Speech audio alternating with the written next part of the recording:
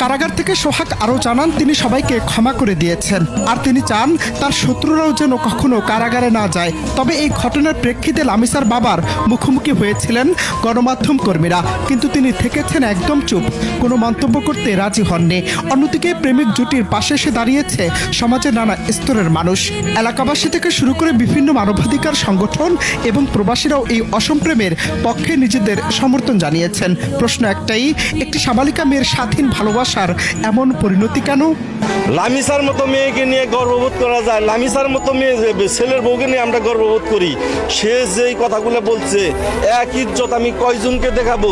তার বাবা মার কোনো ঘৃণা নাই, যার কারণে তারা সোহাগকে এইভাবে জেল খাটাচ্ছে। মেয়ের এই কথাগুলো তারা নরম হচ্ছে না। আমরা চাই সোহাগ মুক্তি পাক। সোহাগকে আমরা প্রয়োজন ইউরোপে পাঠাবো। সোহাগের যে শ্বশুর অহংকারী নুমান, তার চাইতে বড় লোক করে ছাড়বো আমরা সবাই মিলে যদি চেষ্টা করি।